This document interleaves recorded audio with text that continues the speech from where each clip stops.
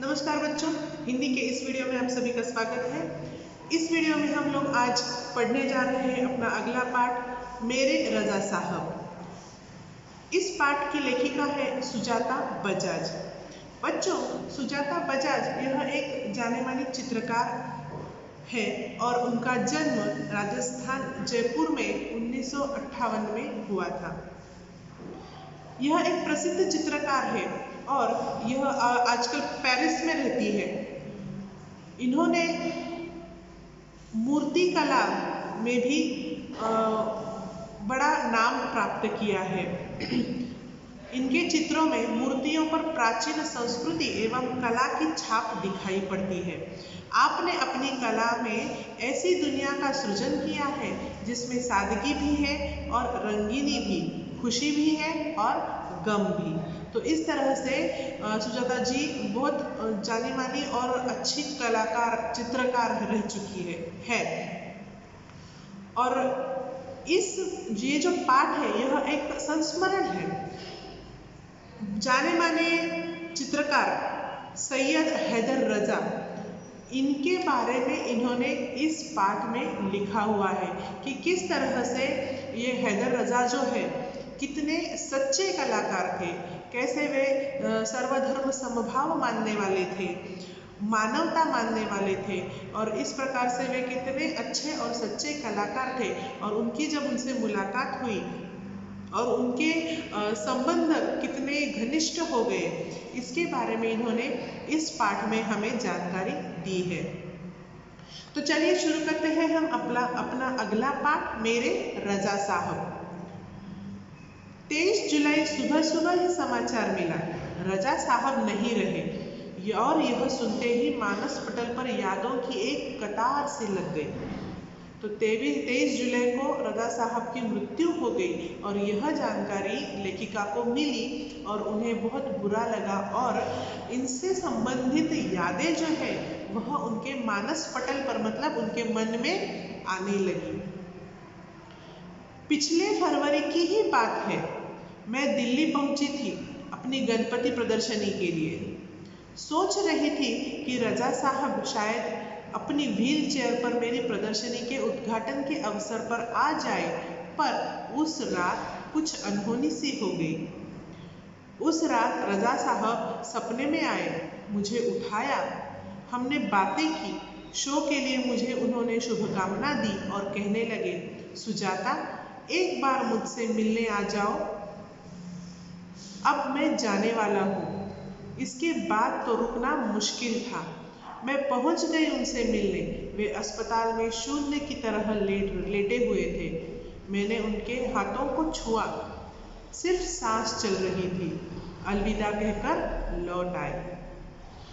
तो उन्हें याद आया कि पिछले फरवरी की बात है जब उनकी गणेश प्रदर्शनी थी। वे मूर्ति कला भी अच्छी तरह से लेखिका जी करती थी, तो उन्होंने गणेश की मूर्तियां भी बनी हुई थी, उनके चित्र भी निकाले हुए थे। तो उनकी प्रदर्शनी थी, तो उनके लिए वे दिल्ली आ गई थी, आने वाली थी और वे सोच रही थी कि इस प्रदर्शनी के लिए शायद रजा साहब भी आ जाए और मुझे शुभकामनाएं दे, मेरी प्रदर्शनी देखने के लिए ऐसा सोच रही थी कि उसी रात उनके सपने में रजा साहब आ गए और वे मानो कह रहे हो कि तुम मुझे मिलने आ जाओ क्योंकि मैं अब ज़्यादा दिन तक नहीं रह पाऊँगा, तुम मुझे मिलने आ जाओ। और इसके बाद वह उनसे मिलने गई अस्पताल में, तो उन्हें देखकर उन्हें बहुत बुरा लगा कि उनकी परिस्थिति देखकर, उनकी अवस्था देखकर वे जैसे शून्य की तरह लेटे हुए थे, मतलब कोई हलचल नहीं थी, बोलना नहीं था और सिर्फ सांसें चल रही थी और वह उनसे मिलकर वापस लौट आई। यह एक याद उनके मन में उभर आई जब उन्होंने सुना कि रजा साहब अब नहीं रहे। रजा साहब अपने धर्म के साथ साथ उतने ही हिंदू और ईसाई भी थे। उनके स्टूडियो में गणपति की मूर्ति, क्रॉस, बाइबल, गीता, कुरान, उनकी माँ की एक फोटो, गांधी जी की आत्मकथा, वह भारत से लाई हुई मोगरे की कुछ सूखी मालाएं, सब एक साथ रखा था। वे गणेश को भी पूजते थे और हर रविवार को सुबह चर्च भी जाते थे। तो यहाँ पे हमें समझ में आता है कि रजा साहब कितने निरपेक्ष या फिर क्या बोल सकते हैं उनको सर्वधर्म समभाव उनके मन में कैसा था कि वे थे तो मुस्लिम, पर सिर्फ मुस्लिम ही नहीं, वे कुरान भी पढ़ते थे, बाइबल भी पढ़ते थे, गीता भी पढ़ते थे। उनके घर में गणपति की मूर्ति थी, क्रॉस भी था। तो इस तरह से फिर महात्मा गांधी जी का भी फोटो था। तो इस तरह से वे सबको मानते थे, सब धर्म को मानते थे। तो यह उनकी ये विचारधारा क्या थी कि सब धर्म एक है और सभी धर्मों की जो शिक्षा है वह एक सी ही है। एक दिन जहांगीर आर्ट गैलरी में प्रदर्शनी देखते हुए किसी ने कहा, अरे ये तो एस.एच. रजा है। मैं एकदम सावधान हो गई, क्योंकि मेरी सूची में भी उनका नाम था। मैंने उनके पास जाकर कहा, रजा साहब आपसे बात करनी है। वे देखते ही रह गए। उन्होंने मुझे इंटरव्यू दिया, बहुत सारी बातें हुई। अचानक मुझसे पूछने लगे कि आप और क्या क्या करती है। मैंने कहा, मैं कलाकार हूँ, पेंट करती हूँ। वे तुरंत खड़े हो गए और कहने लगे, चलो तुम्हारा काम देखते हैं। तो ऐसे ही किसी एक प्रदर्शनी में जहांगीर आर्ट गैलरी जो मुंबई में है, वहाँ पे उनकी अचानक से रजा साहब से मुलाकात हुई पहली बार। तो उन्हें तो रजा साहब मालूम थे, वे तो बहुत सुप्रसिद्ध चित्रकार थे और उनकी वह फैन भी थी। तो उन्हें वह रजा साहब यहाँ पे है ऐसा जब मालूम हुआ तो उन्हें उनसे मिलने की इच्छा हुई और वे उनसे मिली भी, उनकी बातचीत भी हुई। और बातों बातों में रजा साहब को पता चला कि यह मूर्तियाँ भी बनाती है, पेंट भी करती है, कलाकार है।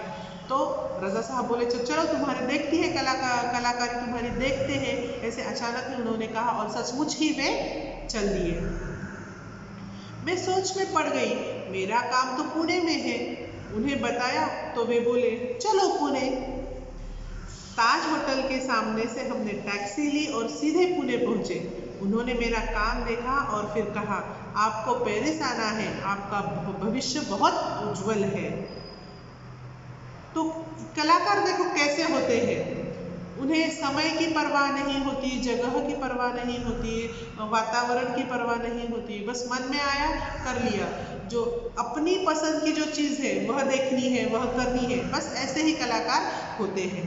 तो उसी प्रकार से रजा साहब भी मुंबई से पुणे गए कि सुजाता बजाज जी की कलाकृतियाँ देखने के लिए। और वहाँ जाने के बाद जब उन्होंने देखा कि इनकी तो कलाकारी बहुत अच्छी है, तो वे उनसे कहने लगे कि आप पेरिस आ जाओ, वहाँ पे आपका भविष्य बहुत उज्जवल है। छोटी से छोटी बात भी उनके लिए महत्वपूर्ण हुआ करती थी। बड़ी तन्मयता और लगन के साथ करते थे सब कुछ।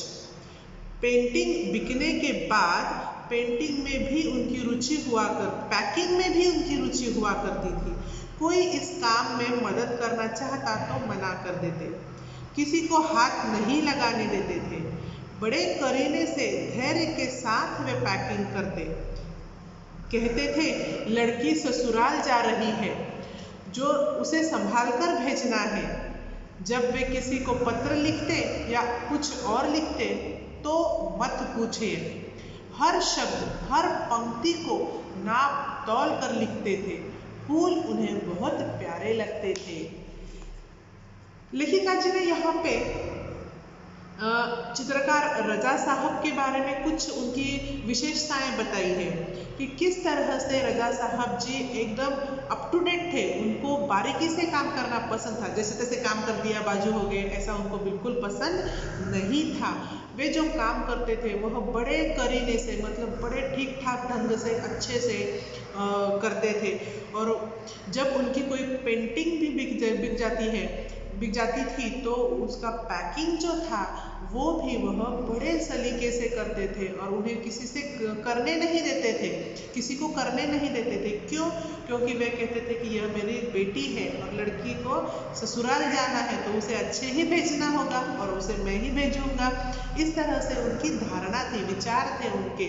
और जब वह पत्र भी लिखते थे तो कहीं पे कुछ खाड़ा खोड़ नहीं या फिर कहीं पे कुछ गलती नहीं, सब कुछ ऐसे नाप तोल के शब्द, हर शब्द नाप तोल के वहाँ पे वे लिखते थे और फूल भी उन्हें बहुत प्यारे लगते थे। मुझे याद है 22 अक्टूबर 1988 को मैं लंदन से पेरिस के गार्दिनो स्टेशन पर ट्रेन से पहुंची थी। रजा साहब स्टेशन पर मेरा इंतज़ार कर रहे थे। ट्रेन लेट थी पर वे वहीं डटे रहे। मुझे मेरे हॉस्टल के कमरे में छोड़कर ही वे गए। तो यहाँ पे उनका कितना ऐसा दूसरों की सेवा या फिर दूसरों की चिंता करने का स्वभाव यहाँ पे उजागर होता है कि जब लेखिका लंदन से पेरिस गई तो वहाँ पे उनकी ट्रेन लेट हो गई और बहुत लेट नाइट वहाँ पे पहुँची। तो उनके लिए रजा साहब स्टेशन पे बैठे थे और उनके आने के बाद उन्हें हॉस्टल में छोड़ने के लिए चले गए और हॉस्टल में जाने के बाद ही वे घर चले गए, क्योंकि उन्हें पता था कि यह अकेली है, परदेश है, तो इसे सोहबत की ज़रूरत पड़ेगी। तो इतना उन्होंने उनकी सहायता की। एक दिन मैं बीमार होकर अपने कमरे में पड़ी थी। रात 11 बजे रजा साहब मेरे लिए दवा भारतीय रेस्टोरेंट से खाना पैक करवा कर पहुँच गए। मेरे घर वालों को फ़ोन करके कहा, आप लोग चिंता न करें, मैं हूँ पेरिस में सुजाता की चिंता करने के लिए। तो ऐसे ही एक बार बीमार पड़ गई सुजाता जी, तो उनके लिए उन्होंने खाना रात के 11 बजे उनके लिए दवा और खाना पैक करके रजा साहब उनके घर चले गए और उनके सुजाता जी के घर फ़ोन करके भी कह दिया कि मैं यहाँ हूँ, आप चिंता ना करें।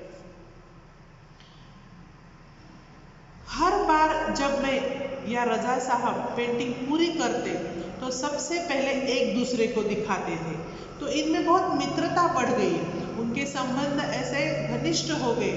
और जब कोई भी दोनों में से कोई भी चित्र निकालता था तो एक दूसरे को ही पहले दिखाता था। दोनों एक दूसरे के ईमानदार समालोचक थे। समालोचक में मतलब समीक्षा करने वाला कि इसमें क्या अच्छा है, क्या बुरा है, क्या होना चाहिए, क्या नहीं होना चाहिए, ये सब बातें वे ईमानदारी से एक दूसरे के चित्र के बारे में बताते थे। ऐसा नहीं कि हाँ अच्छा है बस इतना ही, या फिर अच्छा भी हो तो खराब है, ऐसा ही किया वैसा ही किया, ऐसा कुछ नहीं। ईमानदारी से जो है वह समीक्षा वे एक दूसरे के चित्र की करते थे और शायद इसी को सच्चे मित्र भी कहते हैं।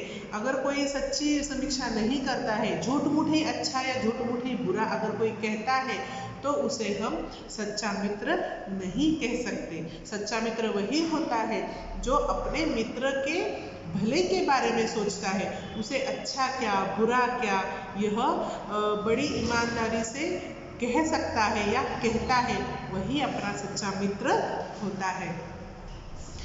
हमने मुंबई, लंदन, पेरिस और न्यूयॉर्क में साथ प्रदर्शनियां की, पर कभी कोई विवाद नहीं हुआ। यह उनके स्नेह और अपनेपन के कारण ही था। पहले ही कुछ अनुच्छेद में लेखिका जी ने बताया कि उनके स्नेह और अपनेपन के बारे में कुछ उदाहरण दिए हैं। तो इसी कारण उन्होंने कितनी सारी प्रदर्शनियां एक साथ की पर कोई विवाद नहीं हुआ। विवाद मतलब झगड़ा। हिंदी, उर्दू तो हमेशा से ही बहुत अच्छी रही है उनकी। अंग्रेजी, फ्रेंच भी वे बहुत अच्छी लिखते थे। कविताओं से बहुत प्यार था उन्हें। शेर, गज़ल व पुराने हिंदी फिल्मी गाने बड़े प्यार से सुनते थे। एक डायरी भी रखते थे अपने पास, हर सुंदर चीज़ को लिख लिया करते थे उसमें। मेरी बेटी हेलेना बहुत खूबसूरत हिंदी बोलती थी तो उन्हें बहुत गर्व होता था। वे हमेशा उसके साथ शुद्ध हिंदी में ही बात करते। तो यहाँ इस परिच्छेद में उन्होंने उनके जो पसंदीदा बातें हैं उसके बारे में लिखा है कि उन्हें कैसे शेर और गज़ल पसंद थे, हिंदी फिल्मी गीत पसंद थे। उसके बाद उनको हिंदी, उर्दू, फ्रेंच, अंग्रेज़ी ये भाषाएं भी उन्हें अच्छी तरह से आती थी। और जब लेखिका की बेटी जो है वह अच्छे से हिंदी बोलती थी तो उन्हें बड़ा अच्छा लगता था, बड़ा अभिमान उन्हें होता था कि कैसे देखो इतने पेरिस में रहकर भी हिंदी अच्छे से बोलती है। तो इस तरह से उससे उनके जो मातृभाषा है उसका भी अभिमान व प्यार इस परिच्छेद से हमें समझ में आता है। और उनको वे बड़े रसिक थे, यह भी इस बातों से हमें पता चलता है। सिर्फ कलाकार ही, चित्रकार ही नहीं, तो उन्हें गज़ल गीत भी पसंद थे, कविता भी पसंद थी। इस तरह से उन्हें वे बहुत रसिक भी थे। रज़ा साहब को अच्छा खाने का बहुत शौक था, पर दाल चावल, रोटी, आलू की सब्जी में जैसे उनकी जान अटकी रहती थी। उन्हें बहुत अलग अलग तरह का खाना भी पसंद था, पर उन्हें तो दाल चावल और रोटी और फिर आलू की सब्जी, यह तो उनकी बहुत पसंदीदा यह पदार्थ था उनका, मानो उनकी जान उसमें अटकी थी। जान अटकना मतलब बहुत पसंद होना, बहुत प्यारा होना। मैं हफ्ते में एक बार भारतीय शाकाहारी खाना बनाकर भेजती थी उनके लिए, उनके फ्रांसीसी दोस्तों के लिए। रज़ा साहब के कुछ पुराने फ्रांसीसी दोस्तों को उनके जाने की खबर देने गई तो फिर से एक बार उनकी दीवारों पर रज़ा साहब की काफ़ी सारी कृतियाँ देखने का मौका मिल गया। मैं हमेशा कहती, रज़ा साहब आप मेरे एंजल गार्जियन हैं, तो मुस्कुरा देते, पर सन 2000 के बाद से कहते, क्यों अब हमारी भूमिका बदल गई है, तुम मेरी एंजल गार्जियन हो, अब मैं नहीं।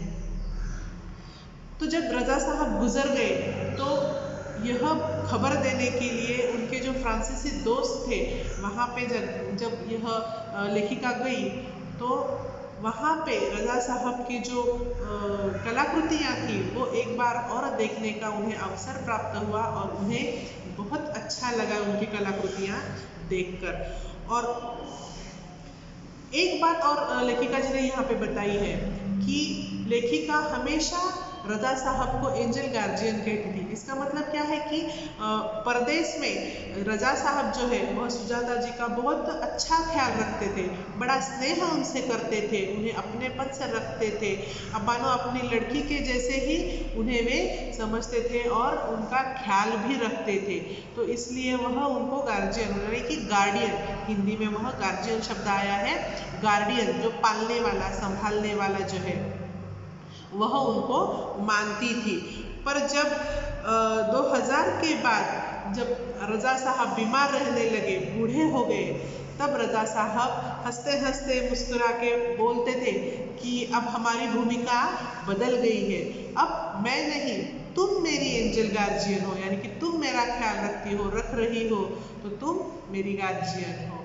तो इस तरह से लेखिका सुजाता बजाज जी ने बहुत जो सुप्रसिद्ध चित्रकार थे हैदर रज़ा साहब, उनके बारे में बहुत सारी यादें, उनका स्वभाव, उनका सर्वधर्म समभाव, उनका जो अपनापन, उनकी कलाकृतियाँ, उनका उनकी रसिकता, ये सब बातें जो है वह इस पाठ में उन्होंने बड़े अच्छे तरीके से हमारे सामने रखी है। और आशा है आपको यह सब समझ में आया होगा। और अगली वीडियो में हम अपना अगला पाठ लेके प्रस्तुत हो जाएंगे। तब तक धन्यवाद, गुड बाय।